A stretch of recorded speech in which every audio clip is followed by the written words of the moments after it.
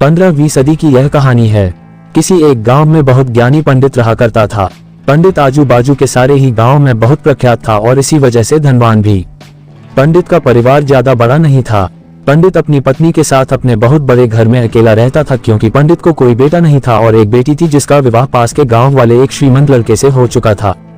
पंडित ने शादी से पहले अपने होने वाले दामाद की अच्छे से जांच पड़ताल की थी और अपनी बेटी का भविष्य भी ठीक से पढ़ा था, तब जाकर उसने बेटी की शादी की थी। लेकिन चंद सालों में ही पंडित का दामाद बुरी आदतों के चंगुल में फंस गया।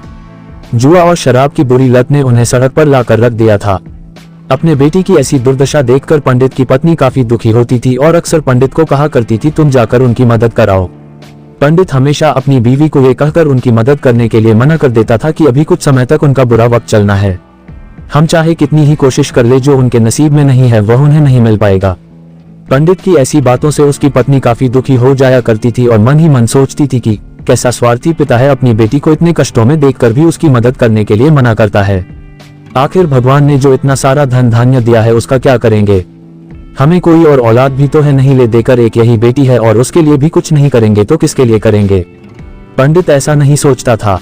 ऐसा नहीं है कि पंडित अपनी पुत्री से प्रेम नहीं करता था, लेकिन उसने अपनी पुत्री की कुंडली इतने अच्छे से पढ़ी थी और वह ये पहले से ही जानता था कि वह चाहे किसी भी लड़के से शादी करती, लेकिन उसके जीवन में ये समय आने वाला ही था और बिना इसे भुगते उसको छुटकारा नहीं मिलने वाला था।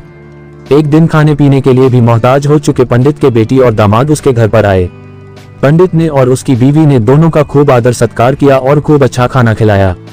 बेटी और दामाद की पंडित से सहायता मांगने की हिम्मत ना हुई, इसलिए वह बिना बोले ही वापस अपने घर को लौटने लगे।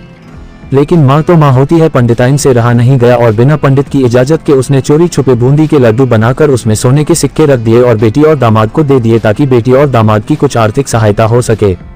पंडिताइन ये भी जान गई थी कि बेटी और दामाद शर्म के मारे उनसे मदद नहीं मांग रहे थे, इसलिए उसने बेटी और दामाद को भी लड्डुओं में छिपे सिक्कों के बारे में कुछ नहीं बताया।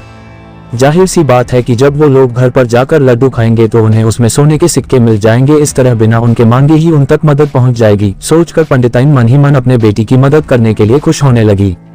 पंडित के दामाद और बेटी उन दोनों का आशीर्वाद लेकर अपने घर की तरफ रवाना हो गए।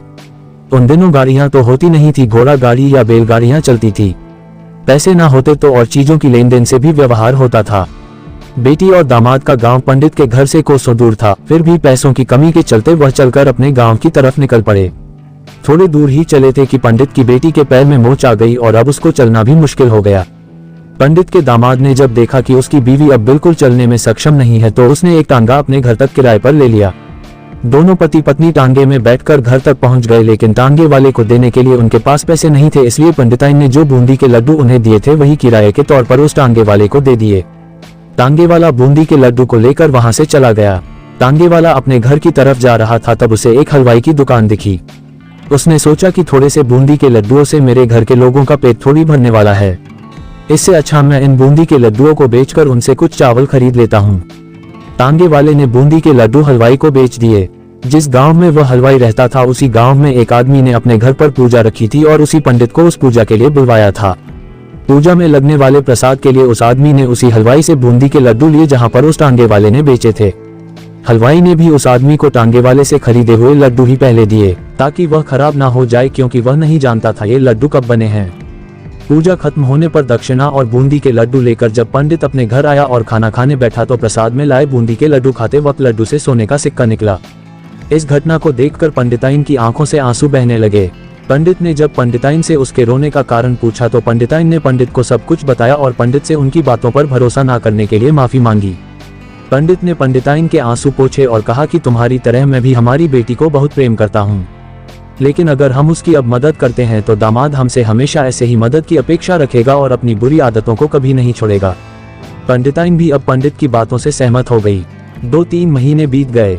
पंडित के दामाद और बेटी फिर से एक बार उसके घर आए और इस बार उनकी परिस्थिति पहले से बेहतर थी, क्योंकि पिछली बार खाली हाथ जाने के बाद दामाद ने नया काम शुरू किया था और अपनी सारी बुरी आदतें भी छोड़ दी थी।